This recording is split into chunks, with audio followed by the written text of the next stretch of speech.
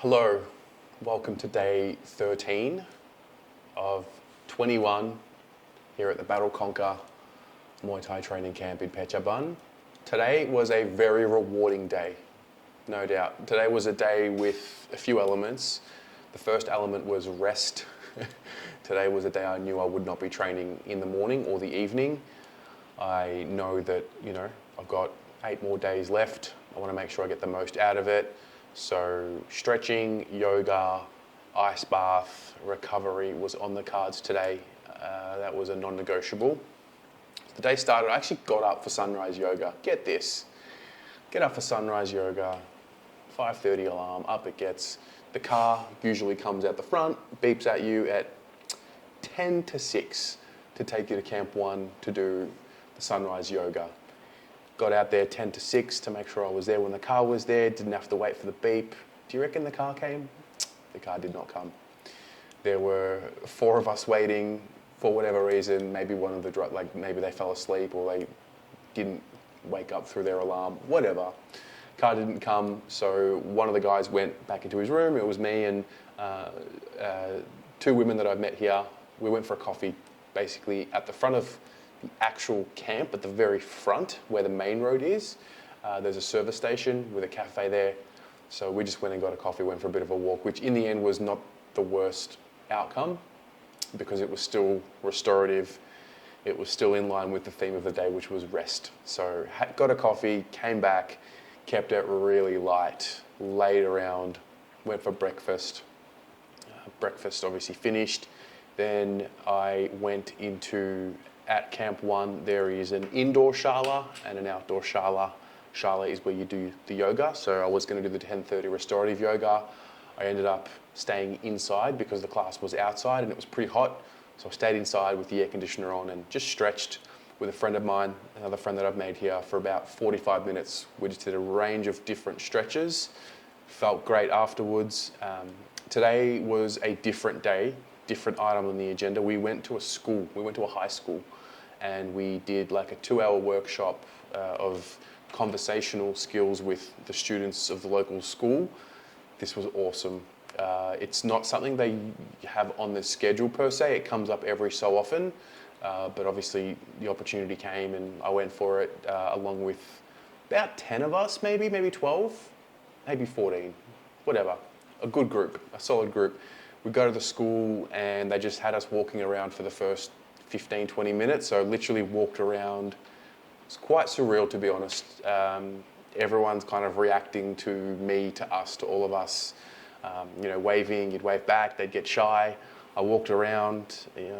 Fascinating to see a few things that are in the schools that I want to remind myself of. So the first thing was the posters on the walls. I don't think I've got video of them, but they've got a sex education poster, drug education poster, just sort of there. And it just was interesting to see what is in high schools here compared to, my experience, and none of this information was there. So that's the first thing I noticed. They also had like a mechanic shop, like they had proper cars in what looked like a workshop within the school. So the kids are obviously learning how to deal with cars, as part of the curriculum, which I thought was fascinating. Game of football being played on the asphalt, that did remind me of high school. There were elements of this high school which reminded me of my own. The courtyard with 2 buildings on either side kind of reminded me of a portion of my high school where I went, in particular where I used to play basketball. So that was cool. And then we went to this class with, I think they were, what year would they have been? They were probably year 11, year 12 equivalent in Australia, so 16, 17 years old.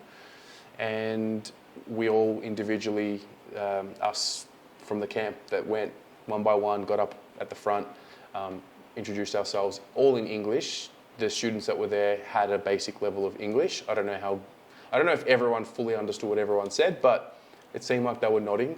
And we just got up there and introduced ourselves and what we did. Then we got split up into groups. So about 2 or 3 of us from the camp per, say, 6, 7 or 8 students in little pockets of circles around the classroom. And basically we just exchanged questions. We used our phones, Google Translate. It was really cool. I wanted to get an idea as to what they are thinking about in Thailand, in Phetchabun, or in this part of Thailand that I should say, a bit more rural town. Mind you, the uniform was all there. It was a proper school. But I wanted to get an idea as to what they dream of and if there were any limiting beliefs. That was kind of what I wanted to get out of my questions. And so I asked some of them, what do you want to do for after school? Some of them said they didn't know yet, which I thought was awesome also to hear, not because you don't have to have it figured out. Most people don't. Didn't get any generic answers like I thought I would. I might have got one civil engineer, but I got a couple that had said YouTube, which I thought was very interesting because that's no different to what you see 15, 16, 17-year-olds here in Australia now, or primary school kids. So I thought that was a really nice link there. Just cool. It was cool to find what topics would create commonality. And I knew straight away, sport, football, Premier League, basketball, NBA, who's your favorite player? You start there. Once they started opening up, it was magical because they became interested and their guard was down and they started being okay with the fact that there was a language barrier and we were exchanging questions and answers, and I loved it. I love all that stuff. I love working with the next generation of people. I think it's important, those kids are just as important as anyone else going through school in the world. So my message to them was just to, obviously being a YouTuber, they took interest, they all subscribed to the channel, they loved it, but my message to them was to dream big and don't have the limiting beliefs. I wasn't sure if coming to a place like where I was, there were kids that probably, most people in Thailand don't leave.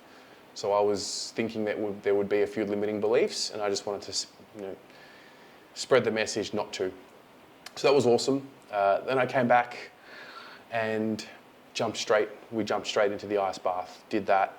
From ice bath, I went and did the essential oils yoga. Fucking unbelievable, mate. Seriously. I probably laid with the balls of my feet together and my knees falling down for about 25 minutes. It hurt, but the oils just relax you and it really hurt. It was a powerful session. It really was. There was a big group of us that were there.